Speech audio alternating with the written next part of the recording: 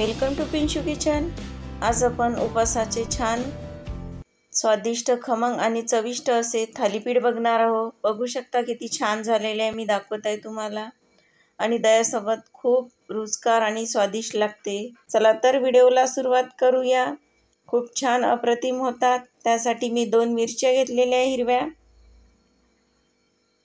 आणि ज्या पातेल्याने मी भगर घेतलेली आहे त्याच पातेल्याने साबुदाणा घेतलेला आहे।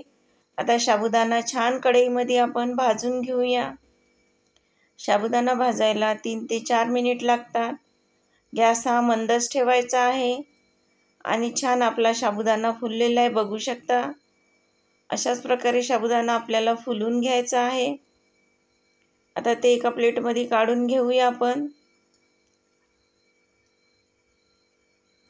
आता त्याच कढईमध्ये आपण भगर भाजून घेऊया। भगर मीन्स वरळी, काही भागात त्याला वरळी सुद्धा म्हणतात। वरळी ही कढई गरम असल्यामुळे 3 ते 2 मिनिटात बातच भाजल्या जाते। बघा किती लवकर भाजल्या गेलेली आहे वरळी आपली। आता ती काढून घेऊया। आता दोन्ही साहित्य आपण एका प्लेटमध्ये काढून थंड व्हायला ठेवून देऊया। आणि मी साईडला कुकरमध्ये बटाटे उकडायला ठेवलेले आहे। आता मी हे 2 मिरचीचे तुकडे करून घेतले आहे आणि 1 चमचा जिरं टाकला आहे।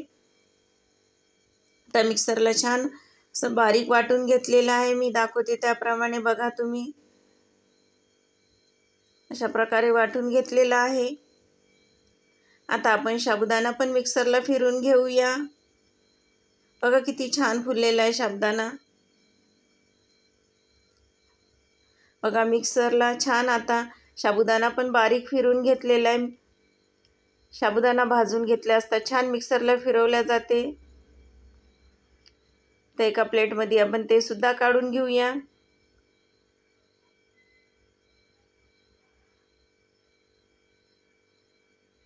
आता त्याचप्रमाणे आपण आता भगर सुद्धा मिक्सरला फिरवायला घेऊया। बघा आता भगर सुद्धा मिक्सरला फिरवायची आहे। भगर ही मिक्सरला लवकर बारीक होते। भगर आणि साबुदाणा छान बारीक झाल्यामुळे मी गाळून घेतलेला नाही आहे चाळणीने। बघा किती छान बारीक झालेली आहे। ते सुद्धा काढून घेऊया। भगर आणि साबुदाण्याचं प्रीमिक्स बनवून तुम्ही स्टोर करून डब्यामध्ये, हवाबंद डब्यामध्ये ठेवू शकता। जेव्हा उपवास असले तेव्हा तुम्ही त्याचे थालीपीठ आप्पे बनवू शकता। याच्या पहिले मी आप्पेची रेसिपी तुमच्यासोबत उपवासाच्या शेअर केलेली आहे।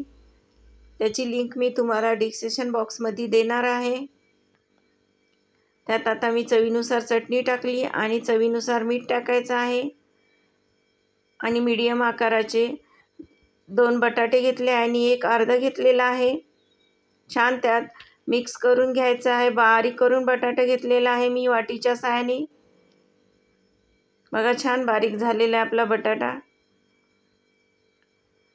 तुम्ही खिसणीच्या साहाय्याने खिसून सुद्धा घेऊ शकता। आता छान मिक्स करून घेऊया आपण बटाटा। एकजीव असा करून घेतलेला आहे। आता भगर घेतली होती त्याच वाटीने मी पाणी घेतलेलं आहे। थोडं थोडं करून पाणी टाकायचं आहे आणि छान त्याचा उंडा बनवून घ्यायचा आहे आपल्याला। मी व्हिडिओत दाखवते त्याप्रमाणे। बघा अशा प्रकारे छान मळून घ्यायचं आहे। सुरुवातीला 1 वाटी लागलेली आहे पाणी आपल्याला। आता मी अजून अर्धी वाटी पाणी घेतलेलं आहे। मी पाणी किती क्वांटिटी लागते हे तुम्हाला छान उंडा बनवल्यानंतर सांगणार आहे। भगर जुनी असली तर आपल्याला पाणी जास्त सुद्धा लागू शकते।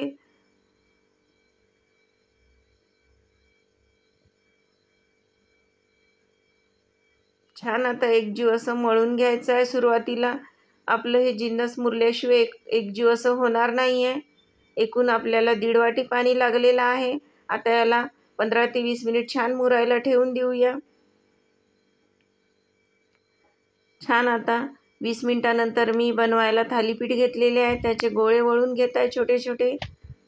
तुम्ही हवे त्या आकाराचे बनवून घेऊ शकता।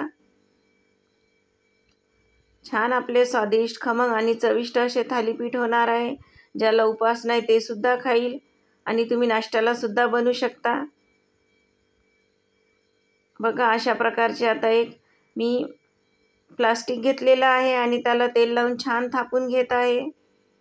तुम्ही नॉनस्टिकचा तावासुद्धा घेऊ शकता. मी रोजचा स्वयंपाकाचाच तवा घेतलेला आहे, जे रोज उपयोगात येते ते. अशा प्रकारे आता बोटाने तेल लावलेलं आहे त्याला. बघा, अलगद असं मी हातावर उचलून घेतलेलं आहे, हाताला तेल लावलेलं आहे. आणि आता पॅनला सुद्धा आपल्याला तेल लावायचं आहे. छान आता फिरून घेऊया तेल असं.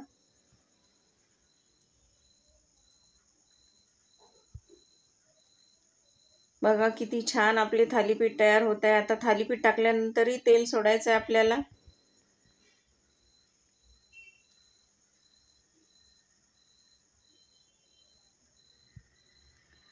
आता गॅसचा पॉवर मी फुलच ठेवलेला आहे.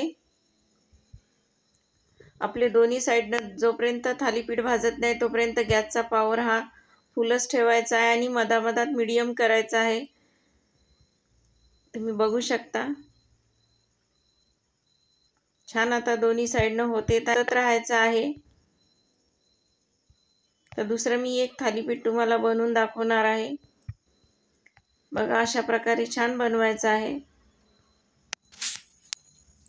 सुरुवातीला आपल्या थालीपीठचं हे पीठ हे त्याला चिकटवा असा येत नाही, त्यामुळे त्याला मुरू दिले असतात. छान ते मुरते आणि मग छान ते अशी पकडते त्याला चिकटावा येते थालीपीठ बनवण्यासाठी. तर दुसरं सुद्धा मी थालीपीठ दाखवत आहे, तुम्हाला व्हिडिओ दाखवते त्याप्रमाणे हातावर घेऊन टाकायचं आहे. प्रत्येक थालीपीठ टाकल्यानंतर आपल्याला तेल टाकायचं आहे.